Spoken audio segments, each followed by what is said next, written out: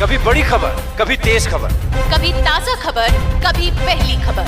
इस शोर और भागम भाग में दब जाती है असली खबर।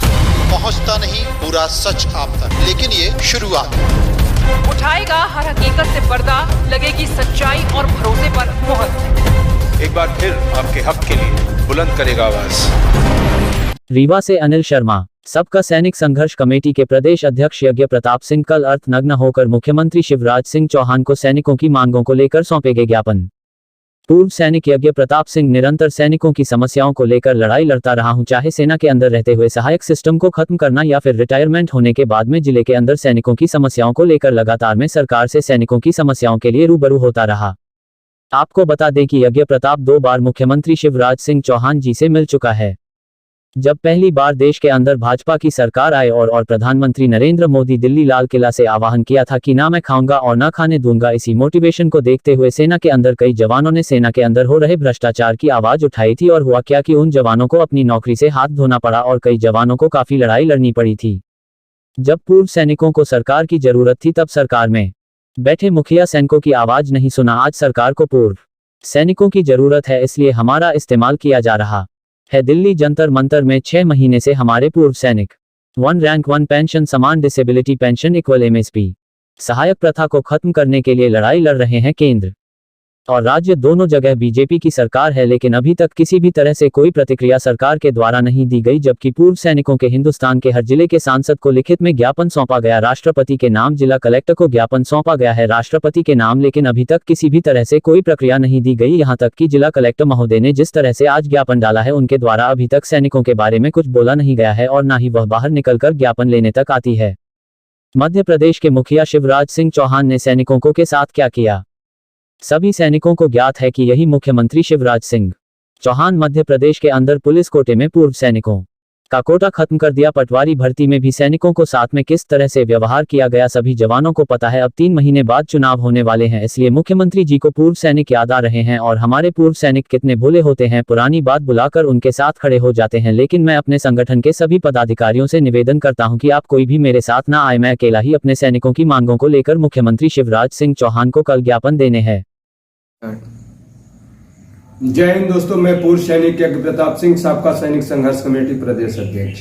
जैसे कि आपको विदित है कि लगातार पूर्व सैनिकों की हक की लड़ाई के लिए सबका सैनिक संघर्ष कमेटी दिल्ली जंतर मंतर में भी लगभग 6 महीने से धरना प्रदर्शन कर रही है, जिसमें 1 रैंक 1 पेंशन, समान डिसेबिलिटी पेंशन इक्वल MSP और वीर नारी पेंशन, विधवा पेंशन, इन सहायक प्रथा को खत्म करना, इन सारी चीजों को लेकर हम लोग प्रदर्शन कर रहे हैं।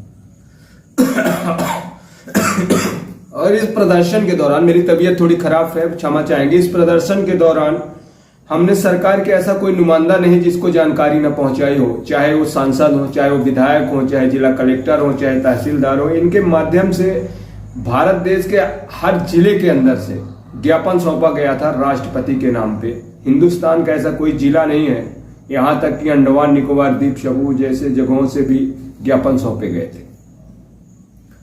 हाल ही में अब 3 महीने बाद चुनाव आने वाले हैं। सरकार को जब मेरी जरूरत थी, सरकार को जब जरूरत मुझे थी सरकार की, तो सरकार ने मेरी बात नहीं सुनी। अब सरकार को जरूरत है पूर्व सैनिकों की। शायद इतिहास का पहला पन्ना होगा जब शिवराज सिंह चौहान कल पूर्व सैनिकों से मुलाकात करेंगे। क्या मुलाकात करेंगे आप लोगों को नहीं पता है कि मध्य प्रदेश के अंदर शिवराज सिंह चौहान की सरकार आते ही पहला काम इन्होंने ये किया कि मध्य प्रदेश की सरकार में ये था कि जो भी पूर्व सैनिक भूमिहीन है उनको सरकारी 5 एकड़ की जमीन आवंटन होती थी, वो खत्म कर दिया। फिर इन्होंने क्या किया, 10% का जो पुलिस का कोटा था वो खत्म कर दिया, पटवारी में खत्म कर दिया। सैनिकों की और जो सुविधाएं हैं, जो भी बातें हैं, कभी किसी सरकार मुख्यमंत्री के द्वारा सुनी गई? नहीं सुनी गई। हमारे जो आज तक ज्ञापन सौंपे गए, केंद्र में इनकी सरकार है, आज तक किसी भी सरकार के नुमाइंदे से कोई भी जानकारी अभी तक नहीं दी गई है। मेरा विरोध करने का मकसद सिर्फ इतना है, अर्धनग्न होकर जाने का मकसद सिर्फ इतना है कि सरकार ने हमें नंगा तो कर ही दिया है, और उसका एक मोटिव है, नंगा करने का मोटिव ये है कि एक सांसद, विधायक, पार्षद और पार्षद से लेके सांसद, विधायक और मंत्री बनने तक का इनका जो रूटीन होता है ये करीबन कई विधायक ऐसे हैं जो 4-4, 5-5 पेंशन ले रहे हैं। और इन्होंने क्या किया है, इस सैनिकों का जो पेंशन है, अभी पूर्व सैनिकों पेंशन खत्म कर दी। सेना के अंदर इन्होंने क्या किया, अग्निवीर बना के उनका पेंशन खत्म कर दिया। अर्ध सैनिकों वालों का पेंशन खत्म कर दी। अरे तुम अगर 5 साल की क्या सेवा होती है, 5 साल के अंदर अगर तुम्हें 10 तो पेंशन लागू हो जाती है तो एक सैनिक तो पूरे देश की पूरी जीवन भर सेवा करता है, उनको पेंशन होना चाहिए। तो इन्होंने हमें अर्धनग्न तो ऐसे कर दिया था, नंगा तो कर ही दिया था।